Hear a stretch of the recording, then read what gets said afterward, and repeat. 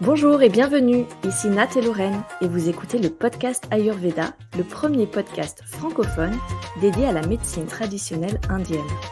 Un vendredi sur deux, nous recevons des invités inspirants pour aborder des thématiques variées autour du bien-être et de la santé au naturel. Notre objectif est de rendre l'Ayurveda accessible à tous, alors si ce podcast vous plaît, n'oubliez pas de nous soutenir avec 5 étoiles sur Apple Podcast ou sur votre plateforme d'écoute préférée. Et si vous souhaitez approfondir les bases de l'Ayurveda ou l'alimentation ayurvédique, vous pouvez vous procurer les packs du sommet de l'Ayurveda sur notre site podcast-ayurveda.com. Tout de suite, place à l'épisode du jour.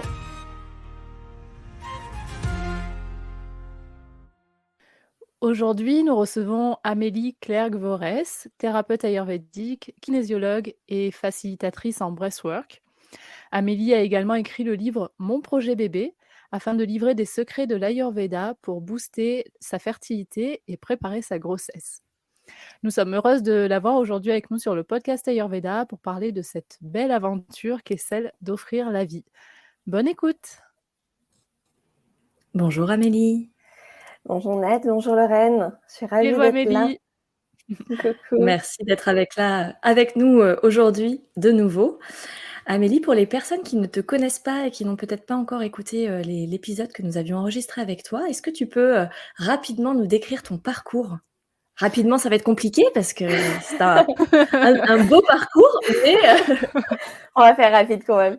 Alors moi, j'ai un parcours initial de 15 ans en entreprise avec justement des grossesses transformatrices qui m'ont fait changer de voie complètement. J'ai commencé par être thérapeute ayurvédique, donc j'ai commencé par l'Ayurveda et puis j'ai voulu me former de façon plus holistique. Donc je suis allée chercher la kinésiologie, l'éthiomédecine pour travailler en mémoire cellulaire. Plus récemment, je suis arrivée au breathwork que j'utilise aussi sur la fertilité, mais pas que. Donc voilà, donc aujourd'hui, je consulte au cabinet, je fais des retraites et des breathwork en ligne. Voilà. Et donc, tu as écrit le livre Mon projet bébé. Exactement. Donc oui, le livre qui est sorti aux éditions Jouvence en janvier et il y a une surprise qui arrive au printemps. Je sais pas encore quand. Ah! Il est sorti en janvier 2022. Du coup. Exactement, oui. Il a déjà 1 an, le livre? Ouais, il a déjà 1 an, ouais, tout à fait. Exactement, c'est l'anniversaire presque. Chouette, joyeux anniversaire. Et comment t'en es venue à écrire ce livre ? Est-ce que c'était justement une compilation de tous les conseils que tu donnais peut-être lors de consultations, de toutes tes recherches ? Il y a des témoignages également d'experts. Donc comment t'as créé ce livre ? Alors, en fait, ce livre, c'est hyper intéressant parce qu'en plus, on m'a jamais posé cette question en podcast. C'était pendant le confinement. Moi, je n'aime pas écrire, donc c'était pas du tout un souhait et un rêve d'enfant d'écrire un livre un jour, mais pas du tout. Et en fait, pendant le premier confinement, je reçois pas mal la nuit et je me suis réveillée à 4h du matin et j'avais le plan du livre en tête. Donc j'ai pris mon téléphone, j'ai écrit. Et quand je reçois des choses comme ça, j'obéis un peu. Je sais que voilà, derrière, c'est bien de suivre ce chemin qu'on m'offre. Et donc, suite à ça, j'ai contacté par une copine un premier éditeur qui était très grand public et donc qui m'a dit mais votre projet est génial, mais c'est trop pointu parce que c'était la fertilité, 2 l'Ayurveda, donc c'était trop pointu pour eux. Et donc il m'a donné d'autres éditeurs pour qui ça pouvait être intéressant. Donc j'ai envoyé le plan à d'autres éditeurs et j'en ai 3 qui ont répondu positivement. Et donc j'ai même eu ce luxe de choisir mon éditeur. Et donc voilà. Et donc en fait, entre le plan initial et ce qui est sorti, c'est quasiment à 95% la même chose. Donc voilà. Et j'avais vraiment à cœur quelque part de créer ce livre pour aider toutes les femmes et les couples en quête de fertilité dans ce parcours qui peut être complexe, qui peut être parfois obscur. quand on commence à rentrer dedans, quand ça commence à devenir compliqué, on ne sait pas. Et quand en plus on commence à aller voir des gynécos qui parlent avec beaucoup de termes techniques, etc., on peut se sentir mais hyper paniqué, presque un peu submergé par l'émotion, par ce que ça veut dire, par tout ce qu'on ne comprend pas, ce côté extrêmement médical que ça peut avoir parfois. Et donc vraiment, je souhaitais faire un manuel qui regroupe à la fois une vulgarisation, on va dire, de la partie médicale pour que tout le monde puisse comprendre. Comment donner aussi toutes les clés de comment l'Ayurveda peut être vraiment un fabuleux outil pour aider les femmes, tous les troubles hormonaux, mais également sur la fertilité.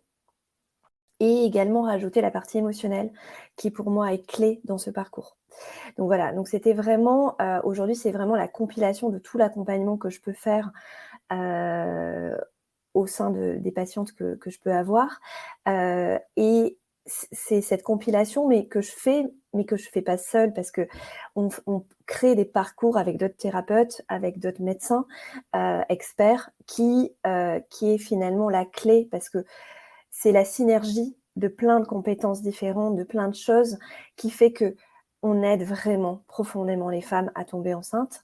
Mais on n'est pas seul en fait dans ce parcours, même en tant que thérapeute. Quand les gens me disent mais ça marche, je dis mais enfin voilà, faut être honnête, je sais pas et c'est tellement multifactoriel.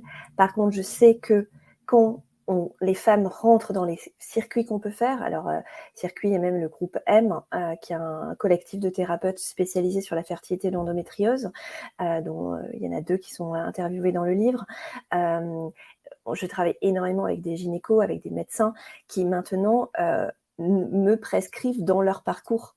Donc c'est vraiment ça, c'est qu'on crée des parcours pour que le couple soit vraiment pris en charge dans sa globalité, au niveau médical, au niveau, on va dire, alimentaire sur le terrain, au niveau émotionnel, au niveau physique, enfin voilà, sur différents points qui fait que il met toutes les chances de son côté pour que l'objectif et que la vie arrive le plus vite possible. Est-ce que tu peux nous dire qu'est-ce qui t'a amené, tu vois, à vouloir, à être chargée de cette mission-là, de vouloir aider les femmes et puis même au-delà, les couples dans la fertilité? Bah, mon parcours personnel, avant tout. Moi j'avais des SOPK, dont je me suis complètement guérie grâce à l'Ayurveda. Et c'est ce qui, entre guillemets, m'a ouvert la porte des grands centres de PMA de Paris, parce que mon gynéco a vu que je m'étais complètement guérie de mes SOPK. Et donc, il a vu que finalement, ce que je faisais, même s'il ne comprenait pas tout, ça marchait. Donc, voilà, donc avec des SOPK, j'ai eu un parcours PMA où voilà, aujourd'hui, j'ai 2 filles, les 2 par insémination, avec tous les écueils, alors pas tous les écueils, mais avec certains écueils que j'ai vécu, parce que j'étais pas du tout, à ce moment-là, j'avais pas fait ma transition professionnelle. Donc j'ai fait un peu les frais de gynécos qui se disent experts de la fertilité, qui ne le sont pas du tout et qui en fait expérimentent sur les patients. Donc voilà, donc finalement j'ai vécu ça avec des prises d'hormones énormes, avec des choses qui ne marchaient pas, et maintenant avec le recul, je sais que ça ne pouvait pas marcher. Et puis j'ai changé de gynéco, je suis allée vraiment chez quelqu'un de spécialisé.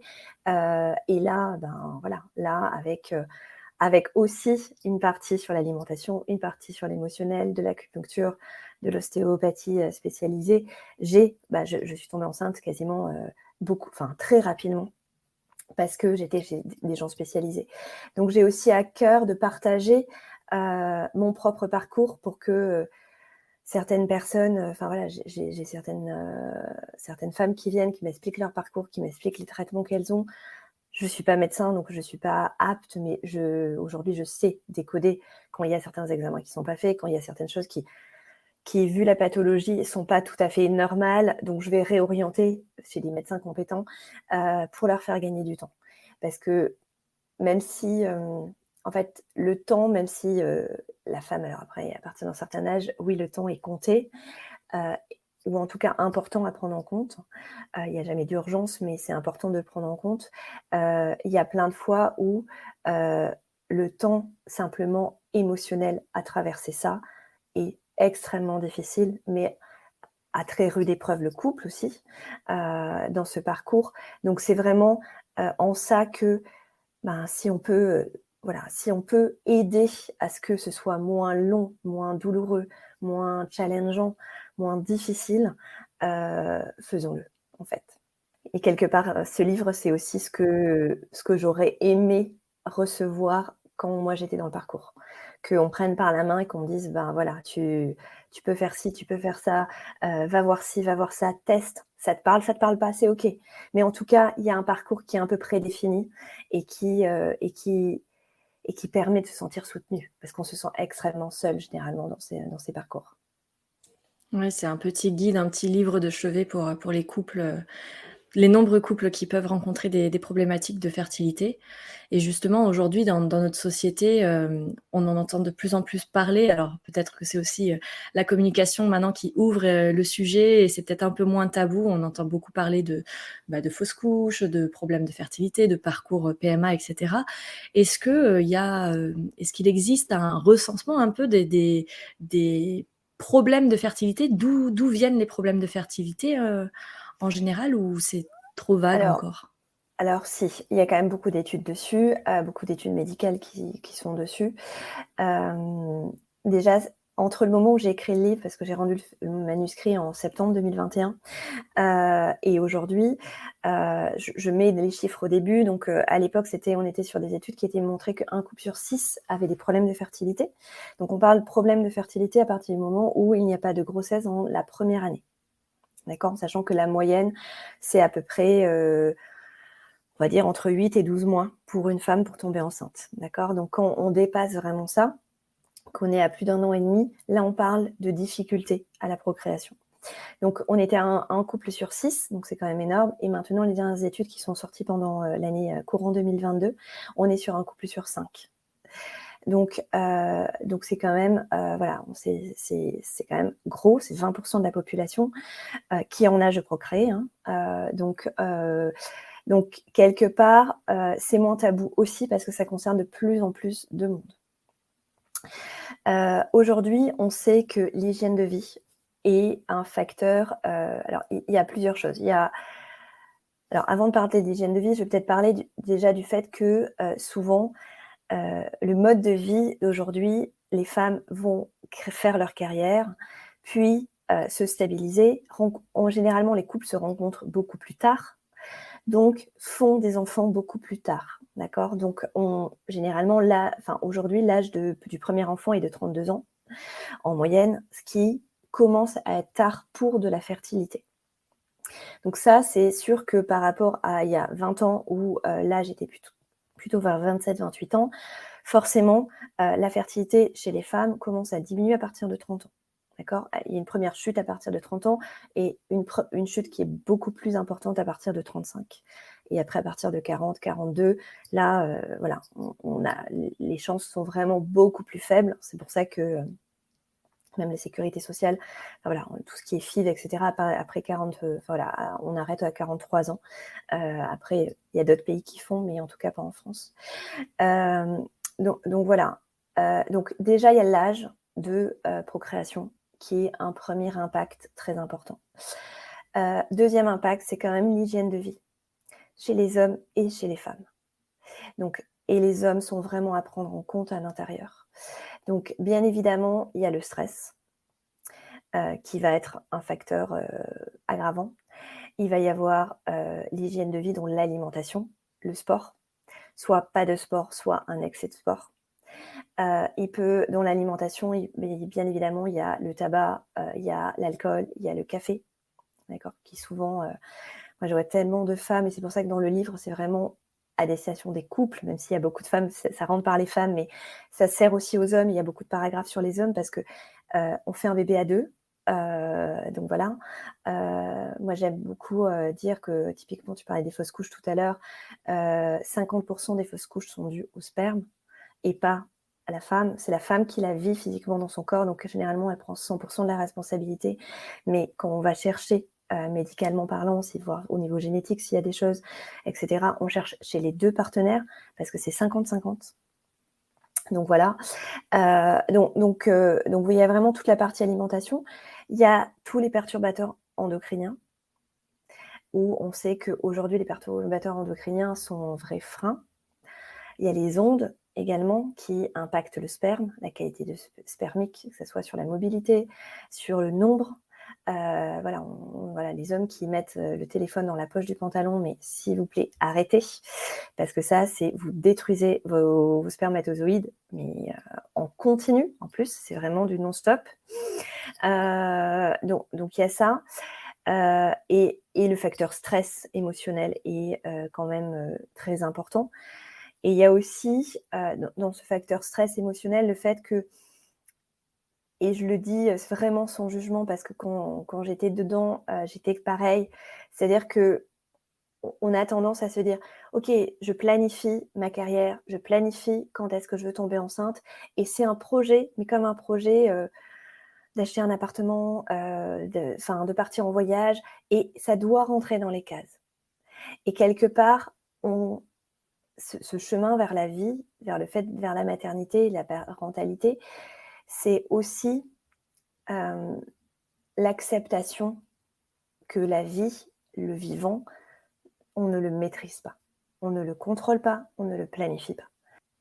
Donc c'est vraiment ça. Et ce que j'explique aux couples qui sont dans ce parcours vers la fertilité, c'est que c'est un parcours vers la parentalité, il commence maintenant.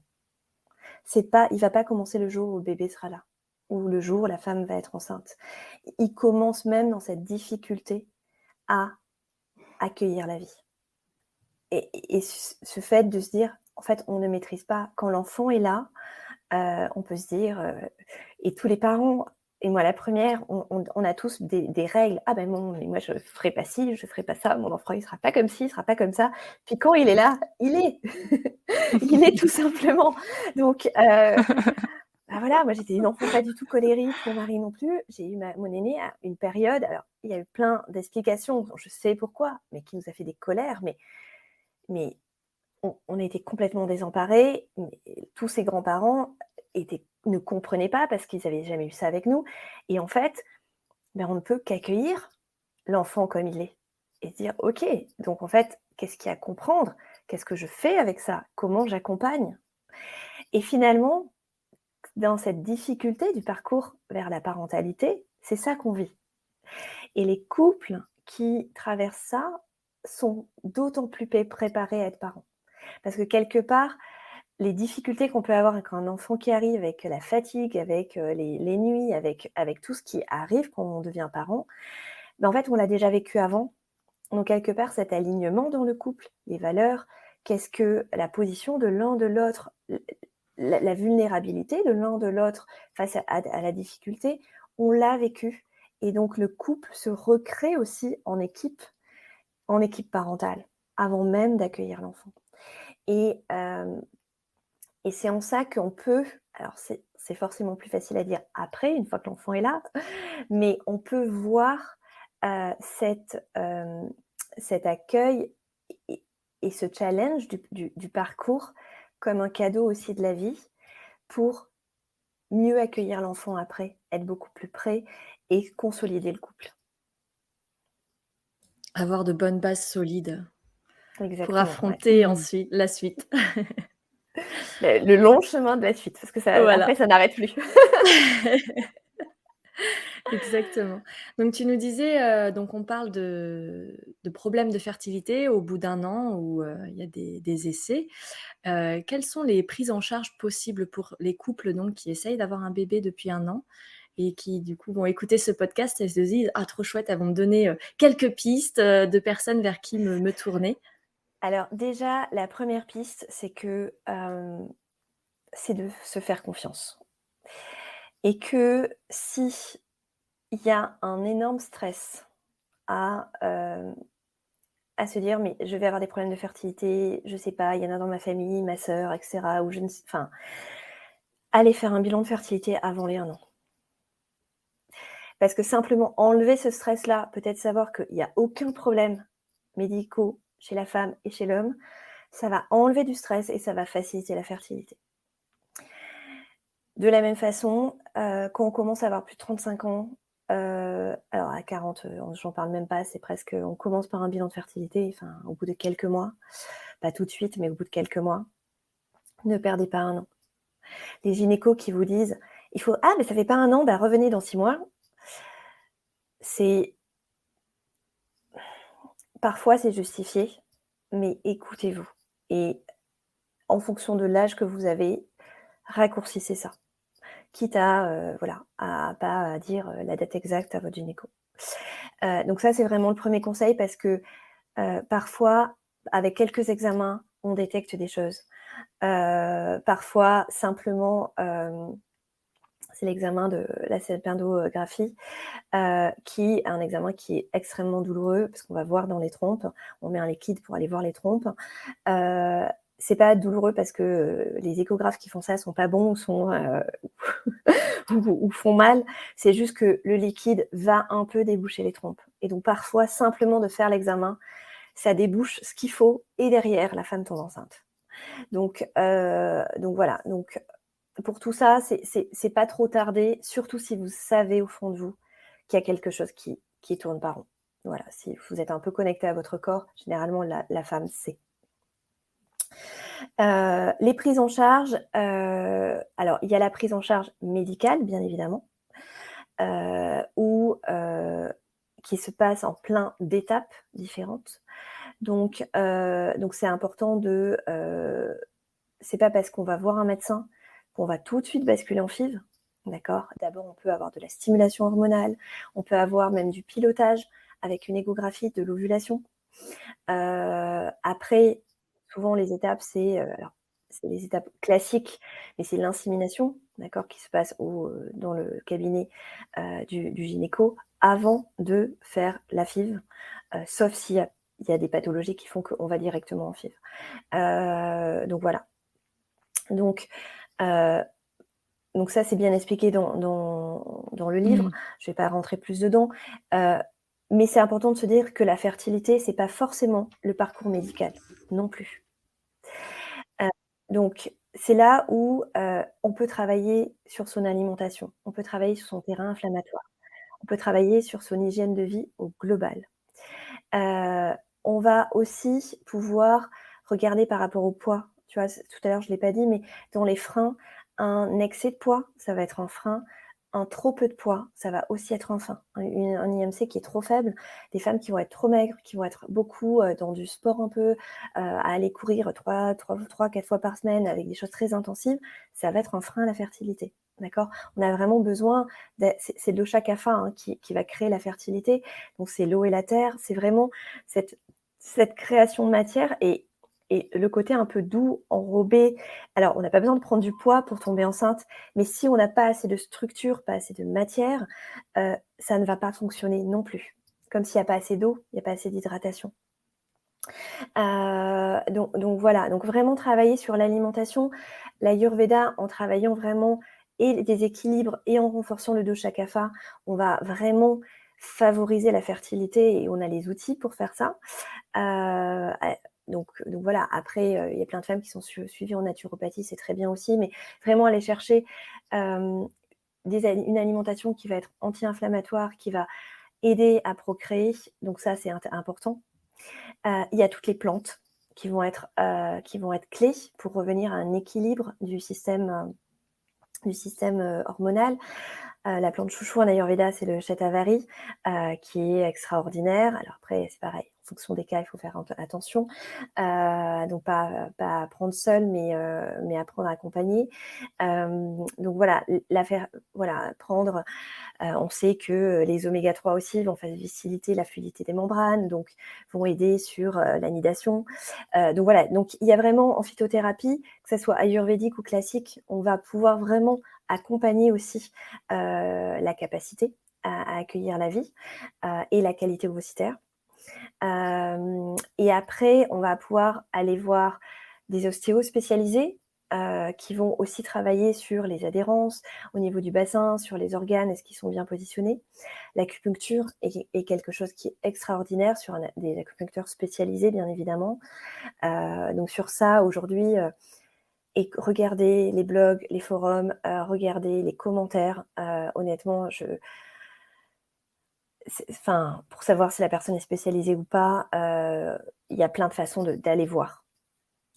Et par rapport, tout ce que tu dis là, en fait, tous les conseils que tu donnes et les pistes, c'est même on n'a pas besoin d'attendre, un problème de fertilité, pour faire tout ça, en fait. Dès qu'on a un désir de conception, on peut déjà, aller voir, une naturopathe, une thérapeute ayurvédique, ou un thérapeute ayurvédique en couple pour, nettoyer le terrain et ensuite, adopter une alimentation qui sera favorable, comme tu dis, à ce dosha kapha composé de terre et d'eau et qui permet de favoriser l'anidation. On peut le faire, en fait, dès le début aussi, tout simplement pour éviter Exactement. aussi, toute problématique durant la grossesse, pour s'assurer d'être en équilibre. Ouais, mais c'est un très bon point, Lorraine, merci. Et j'ai de plus en plus de femmes qui achètent le livre pour se préparer et qui commencent ou qui même viennent en consultation au moment où elles arrêtent la pilule, en disant: «Je vais arrêter la pilule le mois prochain. Qu'est-ce qu'on met en place comme protocole?» Parce que la détoxification, j'en ai pas partie, mais dans les choses à faire, c'est une des premières choses à faire, de détoxifier le corps des hormones, des perturbateurs endocriniens, de plein de choses pour nettoyer et préparer le terrain. Donc, c'est l'alimentation, mais c'est aussi le nettoyage qu'on va faire à côté. Donc voilà. Ce qui va aussi énormément préparer, c'est le breathwork parce qu'on va à la fois travailler sur l'inflammation, sur la détoxification par le CO2. Hein, c'est la première voie de détox, même si on pense plutôt alimentation jeûne ou monodiète ou plante. Par la respiration, c'est vraiment la première voie. Ça va travailler aussi la détox émotionnelle en plus. Mais voilà, donc ça c'est vraiment quelque chose qu'on peut mettre en place, mais dès le démarrage de l'envie d'enfant, pour se dire: «Je me prends pas la tête, là juste je prépare mon corps et puis après on voit». Je Et me fais du bien aussi, je le fais exactement. pour moi, en fait et je me prépare pour la suite. Et souvent cette préparation, c'est ce que je dis, c'est que tout cet apprentissage qu'on peut faire sur l'hygiène de vie au moment de la fertilité pour avoir un enfant, mais c'est pour toute sa vie et c'est pas aussi pour la vie de son enfant, parce qu'on apprend les bonnes bases aussi. Et c'est vrai qu'aujourd'hui, à l'école, on nous apprend pas ça. Donc si on n'a pas eu une démarche personnelle d'être suivi par un thérapeute, on n'a pas appris, on sait pas faire. Donc c'est l'occasion de l'apprendre pour soi, pour le couple, pour mettre en place de bonnes habitudes et pour l'enfant demain. Mmh. Ouais, d'où l'importance de bien préparer son corps, pour, pouvoir vivre, voilà, une grossesse saine et sereine. Mais aussi peut-être de bien préparer son cœur, son mental, tu vois? Toute la partie, est-ce que tu peux nous dire le rôle en fait de l'émotionnel dans ce projet de bébé? Exactement et c'est ce point-là, il est clé. J'aimerais juste commencer en disant que, pour faire prendre conscience, en fait, du poids générationnel que chacun porte, c'est que l'ovocyte dont on est issu a été conçu pour chacun de nous dans le ventre de notre grand-mère. C'est au moment de la formation de notre mère, dans le ventre de notre grand-mère, que tous ces ovocytes sont créés, donc y compris celui dont on est chacun issu. Donc le transgénérationnel, c'est quelque chose qui est extrêmement clé, qui peut être extrêmement, libérateur, voire bloquant à certains moments dans le parcours de la fertilité, parce qu'on hérite vraiment, à la fois des gènes, mais à la fois de toute la partie émotionnelle, de la lignée. Donc ça peut être un moment aussi de vouloir se préparer. Devenir mère, c'est aussi changer de statut et faire changer toute la lignée de statut. C'est-à-dire que le jour où vous devenez mère, votre mère devient grand-mère, votre grand-mère devient arrière-grand-mère.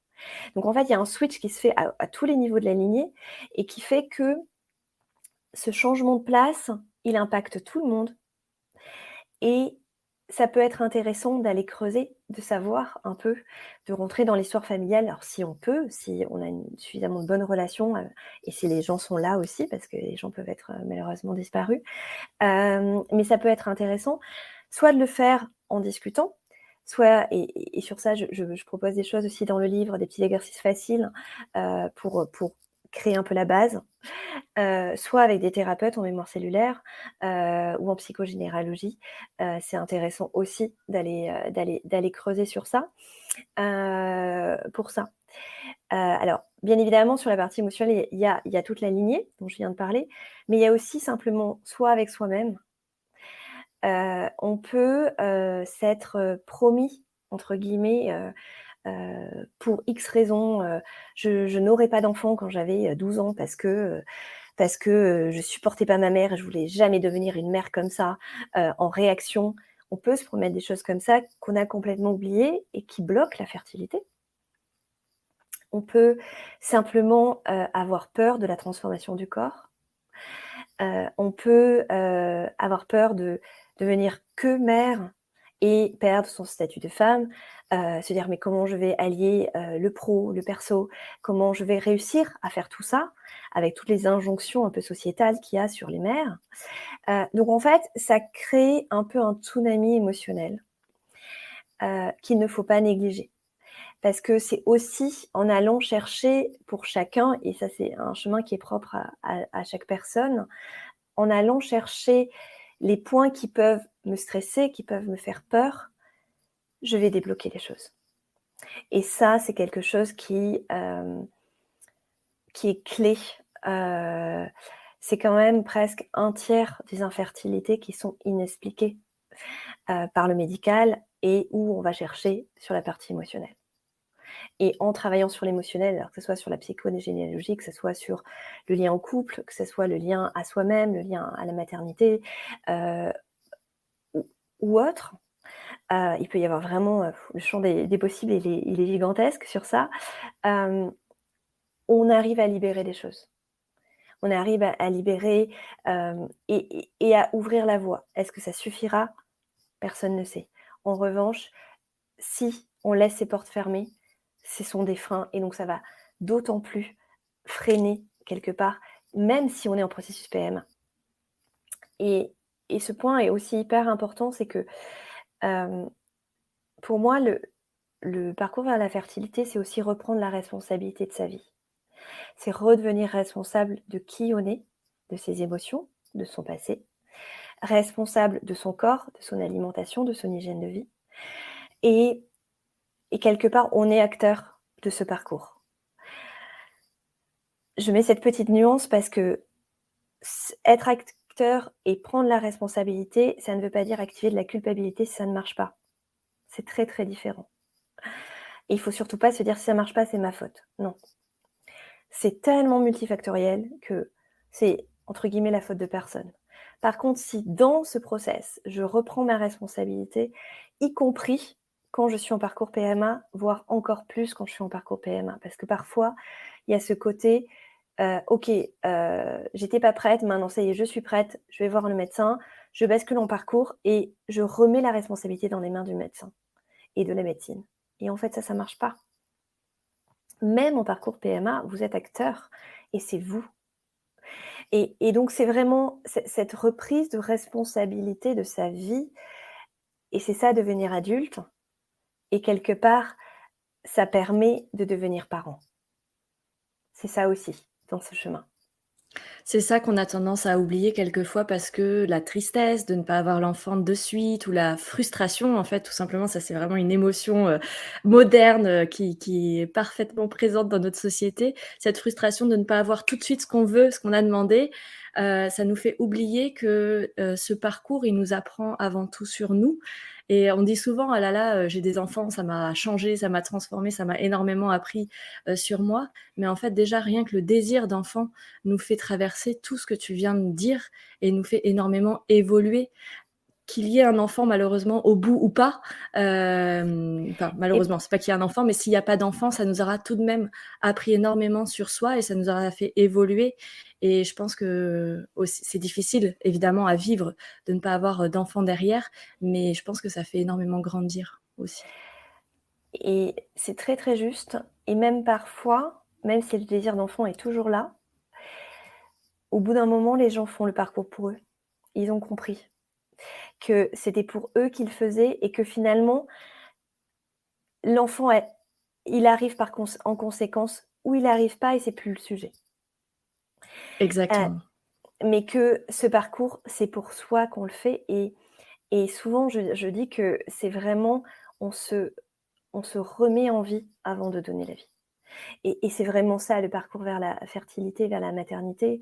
C'est comment on oublie en fait qu'on est vivant que qu'on est un corps, un cœur et pas qu'une tête. Et c'est quelque part en allant chercher cet alignement que petit à petit, on se remet en vie et que donc là, on est capable de redonner la vie en responsabilité et on est connecté au vivant, mais même dans l'alimentation qu'on peut manger, au vivant, enfin à la terre, enfin au vivant dans son grand tout. Mmh. Et c'est ça, et c'est presque un parcours spirituel, hein, de donner la vie, parce qu'on touche justement au vivant, on est au cœur de ça.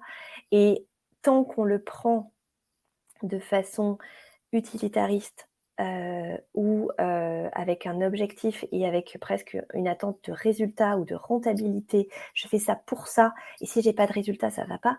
Ça ne peut pas marcher.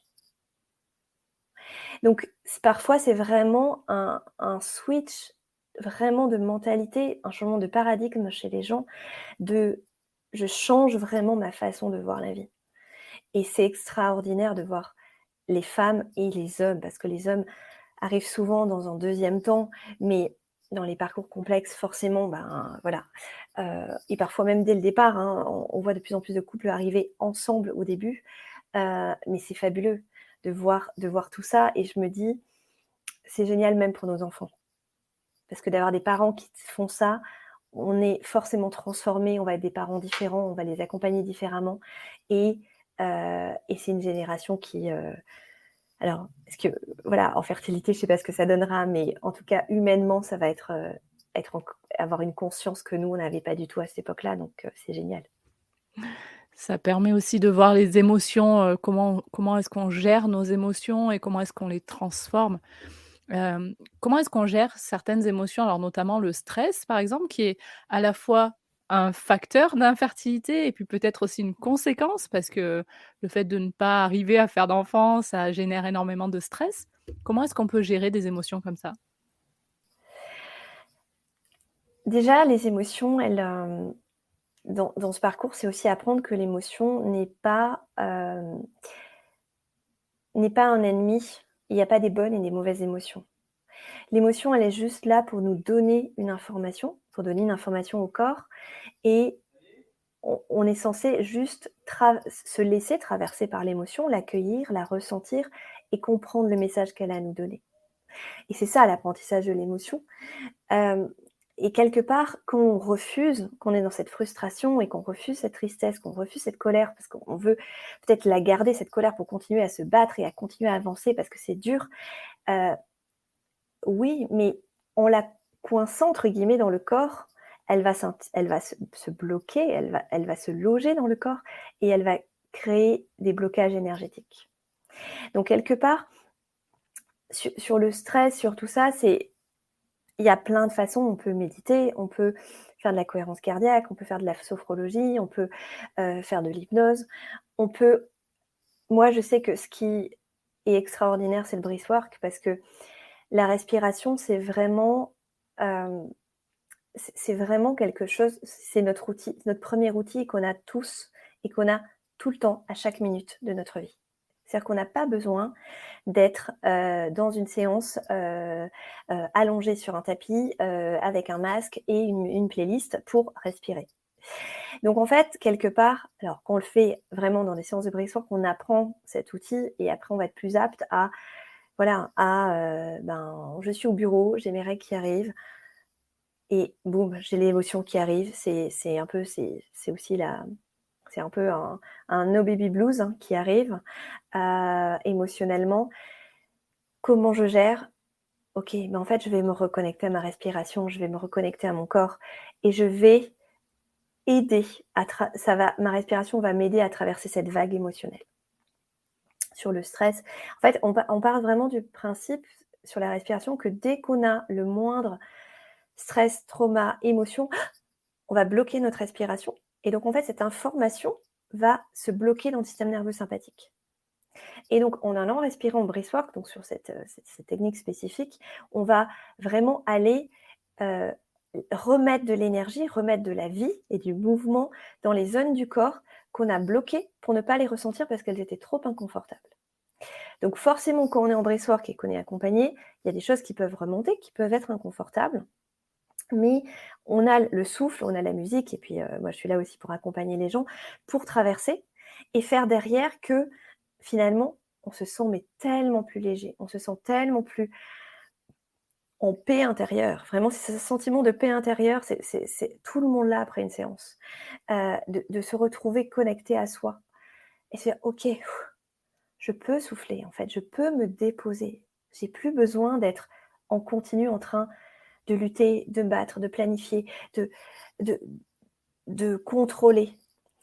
Parce qu'en plus, alors dans et tout le monde n'est pas en parcours PMA, mais pour les femmes qui sont parcours PMA, dans les mois stimulés, on est à la minute entre les dates les horaires de prise de rendez-vous, de piqûres, tel jour il faut aller faire la prise de sang, à 17h, en fait je sors de ma réunion, ah là mais est-ce que ma réunion aura fini à temps parce qu'il faut que j'aille faire dans les toilettes ma piqûre? C'est ça la vie de ce qui se passe et donc en fait on est ultra timé. Donc avoir des moments où on peut se déposer pour juste souffler et arrêter cette course effrénée entre les rendez-vous, les horaires de piqûres, de ci, de ça.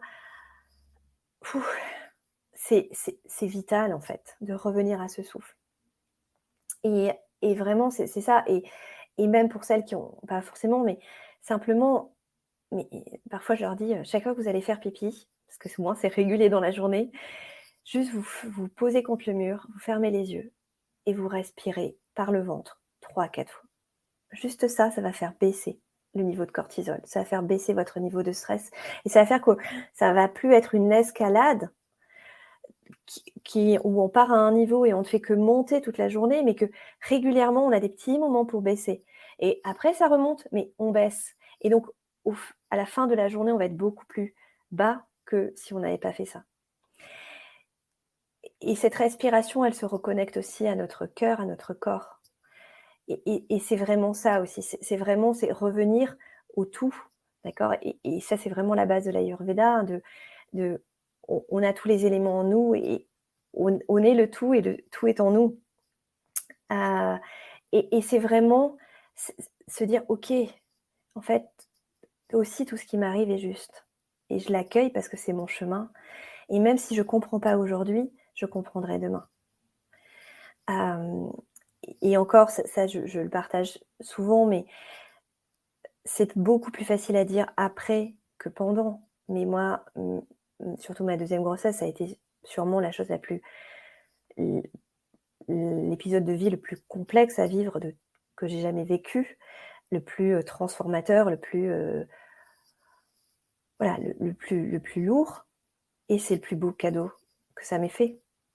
D'avoir eu cette grossesse triple, d'avoir eu ces 2 bébés voilà, qu'on a dû, sacrifier, mais c'est le plus beau cadeau parce que c'est grâce à ça que j'ai pu me former, que j'ai pu changer de vie et que j'ai pu être sur mon chemin. Donc quelque part, moi, j'ai vraiment cette croyance qu'on a des challenges qu'on est capable de surmonter, mais que prendre sa responsabilité, comme je disais tout à l'heure, c'est sortir de cette posture de victime de: «Je me plains, j'ai pas de chance, ça arrive aux autres et pas à moi», pour rentrer dans une posture de: «OK, ça m'arrive, je vais le traverser et si ça m'arrive, j'ai quelque chose, j'ai une leçon à apprendre». C'est quelle est la leçon derrière? Qu'est-ce que je veux en retirer pour moi, pour mon couple et pour ma vie future? Et voir les choses comme ça, déjà, ça met un peu de lumière sur ce chemin. Heu, Ça transforme profondément et je pense que ça donne du sens à notre vie et ça donne du sens aux difficultés qu'on doit vivre. Et je pense que par rapport au stress, avoir du sens, c'est clé. Parce que quand on revient à pourquoi on fait les choses, qu'est-ce que ça m'apporte? Qu'est-ce que je vais chercher? Heu, Qu'est-ce que la vie est aussi en train de me donner comme leçon? Plus on s'aligne avec notre essence, avec notre âme et je pense que c'est ce chemin vers la fertilité et ça je le vois sur toutes mes patientes, toutes. Hem, i C'est vraiment ce chemin vers leur âme, vers elles-mêmes qu'elles font et après l'enfant arrive ou en même temps et souvent c'est parce que c'est un chemin qui est infini, hein, on finit jamais mais mais c'est voilà, pour le stress, pour les émotions, c'est ça que je donnerais comme conseil, et surtout le conseil d'essayer de tester plein de choses. Moi, le breathwork m'a transformée, donc forcément, je vais recommander ça, et je trouve que en plus, c'est une technique où on peut être autonome, on peut le faire seul, on peut le faire à volonté, on peut le faire régulièrement, et c'est rapide. Le switch, il se fait de façon très, très rapide. Donc voilà, donc il y a une efficacité derrière dont on peut avoir besoin dans nos vies actives et pressées. Mais testez, trouvez votre outil qui vous fait du bien. C'est ça. C'est trouver nos routines, trouver voilà, si finalement c'est mettre une musique que vous adorez et danser, faire de la danse libre à fond tous les matins pendant 10 minutes, mais c'est génial. Et ça peut être la meilleure façon d'évacuer son stress. Donc il n'y a pas de règle absolue, c'est vraiment qu'est-ce qui est le plus juste pour chacun. Merci beaucoup Amélie pour ce beau message de fin d'épisode et pour tous les conseils, toutes les pistes que tu offres aujourd'hui à travers cet épisode. On arrive à la fin, parce que toutes les bonnes choses ont toujours une fin. Et du coup, nous avons nos quelques petites questions rituelles que nous allons te poser aujourd'hui. Ah oui, je les ai oubliées celles-là. Nous, on n'a pas oublié.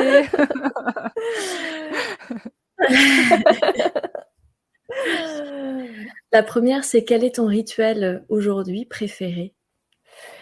Mon rituel préféré auquel je déroge jamais, c'est faire 12 minutes de breathwork tous les matins.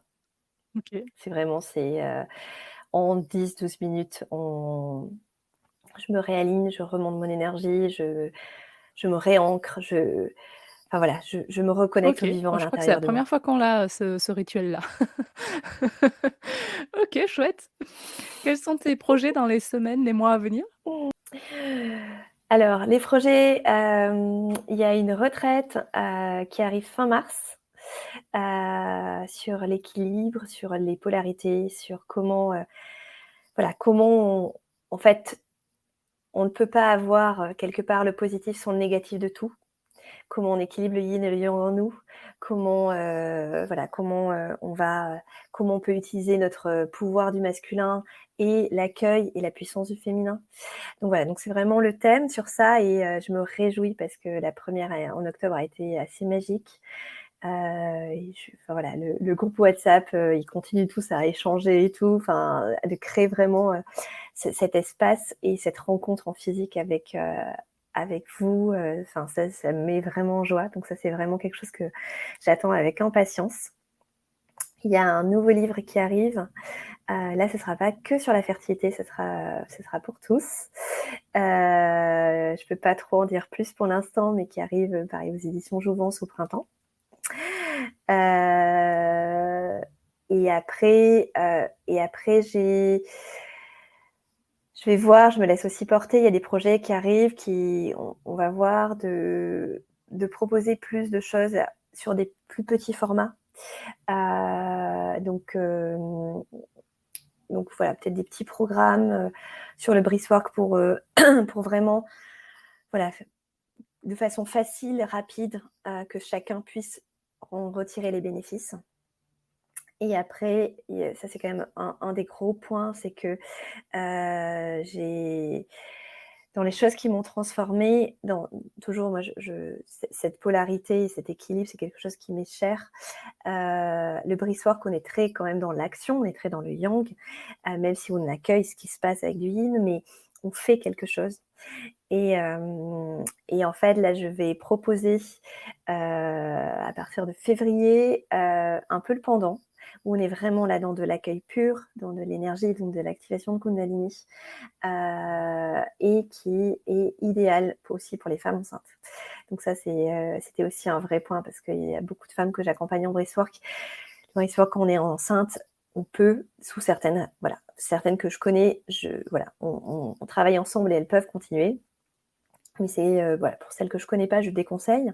Mais en tout cas, il y aura cette proposition-là pour à la fois continuer cette expansion de conscience de chacun, cette reconnexion à cette énergie auto-guérisseuse qu'on a tous.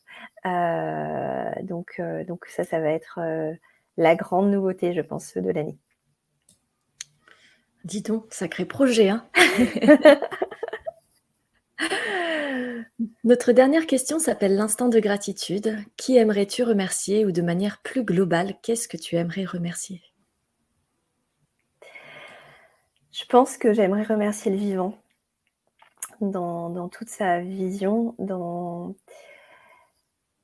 parce que plus j'avance sur ce chemin, parce que sur ce chemin, j'y suis autant que vous, hein, enfin autant que nous tous, y compris ceux que j'accompagne, je suis dessus aussi. Plus j'augmente ma conscience du vivant, plus je me rends compte à quel point c'est un miracle quelque part. Alors ça peut être le miracle de la vie, mais c'est le miracle de la nature, c'est le miracle de la terre, le miracle de l'univers. Et cette connexion au grand tout, chaque fois qu'on se plug dessus, on se rend compte qu'on a en chacun de nous, mais des capacités insoupçonnées, qu'on a une faculté à s'auto-guérir, à trouver les solutions en nous. Donc je pense que ma gratitude, elle est pour le vivant. Merci pour ce partage, Amélie. Et puis merci pour tous les partages pendant l'épisode et puis les petites touches, les messages d'espoir que tu as diffusés, les messages de guérison, d'avancée. Merci pour tout ça. Et gratitude. Merci à vous, merci à tous et merci à tous ceux qui me font confiance aussi pour les accompagner, que ce soit à travers le livre ou voilà, dans les séances de Brisefork, de retraite ou en consultation. C'est aussi, si j'en suis là où je suis, c'est aussi grâce à vous tous, donc gratitude pour ça aussi. Merci Amélie. À bientôt, Belle année Amélie. 2023 à toi. Merci beaucoup. À bientôt. Au revoir. Merci d'avoir écouté cet épisode. Et s'il vous a plu, venez nous le dire avec une note 5 étoiles et un commentaire sur votre plateforme d'écoute ou sur nos comptes Instagram et Facebook, Podcast Ayurveda. Et pour aller plus loin, nous vous invitons à découvrir les packs du Sommet de l'Ayurveda qui contiennent des dizaines de contenus vidéo, audio et PDF qui sont disponibles sur notre site internet podcast-ayurveda.com. Rendez-vous dans 15 jours pour un nouvel épisode.